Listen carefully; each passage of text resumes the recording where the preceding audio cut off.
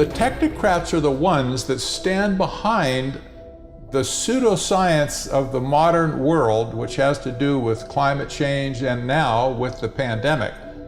These people are the ones that are in control right now, the scientists and engineers that are promoting technocracy. We see it in the Great Reset, the World Economic Forum, Klaus Schwab. What we want to do in Davos this year in this respect is to push the reset button. The World Economic Forum is this fancy group of billionaires who all get together every year in Davos, Switzerland, where they plan out the global economy for us peons. So for those of you that don't know, Davos is a small town in Switzerland where the elite meet every single year to discuss global issues. So the Great Reset is an initiative by the World Economic Forum to basically take advantage of the pandemic to reshape the entire world economy. So you engineer a crisis, in this case a global health pandemic, a scenario we have seen wargamed in documents such as the 2010 Rockefeller Lockstep document and Event 201, the tabletop exercise and simulation of a global coronavirus pandemic. That was sponsored by the World Economic Forum, Johns Hopkins, and the Bill and Melinda Gates Foundation, which took place last October. This crisis, which I believe to be engineered, produces a desired response, a controlled demolition of the global economy, wiping out the middle class, creating more dependency upon the government in the form of stimulus money and bailouts, which essentially equate to ownership. We experienced the authoritarian lockdowns, which was the conclusion of the Rockefeller Lockstep document on how to mitigate this crisis. Now, we are also witnessing massive civil unrest under the guise of seeking social justice and ending inequalities and systemic racism, as they call it, when in reality, these riots are nothing more than an organized destabilization operation. According to the World Economic Forum website, the Great Reset agenda would have three main components. The first would steer markets towards fairer outcomes, aka wealth redistribution through taxation and regulation. The second component of the Great Reset agenda would ensure that investments advance shared goals, such as equality and sustainability, aka there will be global standards regulated by task forces to control every aspect of your life through regulation and ensure compliance to the 2030 agenda.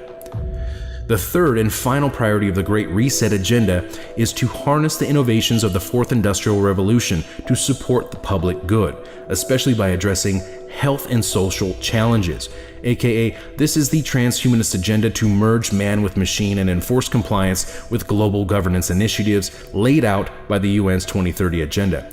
Now, the Great Reset is not a new idea that they just made up over the weekend, okay?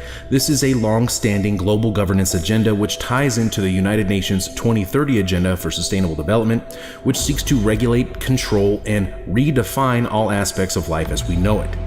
And in June of last year, the United Nations and the World Economic Forum formed a strategic partnership to accelerate the implementation of the UN 2030 agenda. I want to focus on the third aspect of the Great Reset, the implementation of the Fourth Industrial Revolution, which Schwab has also written a book about, and is a long-standing transhumanist agenda which seeks to merge man with machine and artificial intelligence, something that Elon Musk is already working on with his Neuralink project. The very idea of human being some sort of natural concept is really going to change. Our bodies will be so high-tech, we won't be able to really distinguish between what's natural and what's artificial. Inside our own heads is the most complex arrangement of matter in the known universe. You might ask yourself, can we get to be superhumans?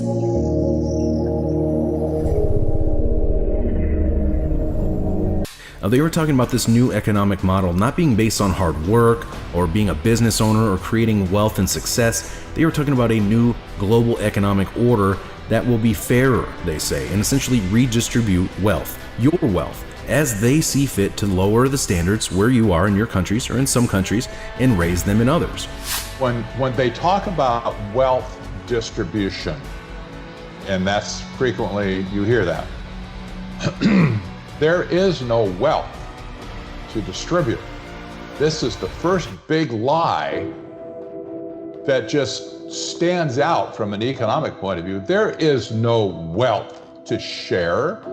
Does anybody think that the people, the global elite running this whole thing, who are rich beyond their wildest imagination, are going to give up one nickel of their wealth to help you or me or anybody else in society, much less the poor?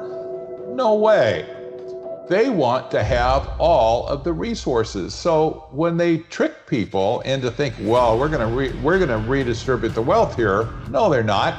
They're going to redistribute it towards themselves. You just don't understand what the context of what they're talking about. It's about getting it redistributed from you to them. And they're doing a pretty darn good job globally. During this pandemic, the whole year, at least in America, the companies that have gotten filthy, stinking rich are the Amazons of the world, the Teslas of the world, the Googles of the world, the Facebooks of the world. These companies are just raking in money while everybody else is falling apart. Businesses are falling left and right in America. Restaurants going out of business, bars going out of business, the small companies going out of business, just decimated our economy. Well, number one, there is not one little teeny weeny doubt in my mind that we have already begun to walk through it. Yeah. This world does not look the same as it did, 10 months ago. Right. Well, maybe 10 months ago. Right? But it is a completely different world that we're living in. So I got news for you. We're already inside of the reset. Yeah, okay? I'm with you. Okay. Second of all, what it looks like to me is a hyperinflationary depression. That's what it looks like to me. And that's why my personal mantra and what I've been working on, you can't see around you, but food becomes the single biggest issue for most people. And right now, there are more people dying of starvation than there are of the coronavirus. Yes. So we're already seeing, we're already seeing that issue come up. So I think it's a hyperinflationary depression. And I think that it is critically important that everybody get prepared, number one, to sustain your current standard of living.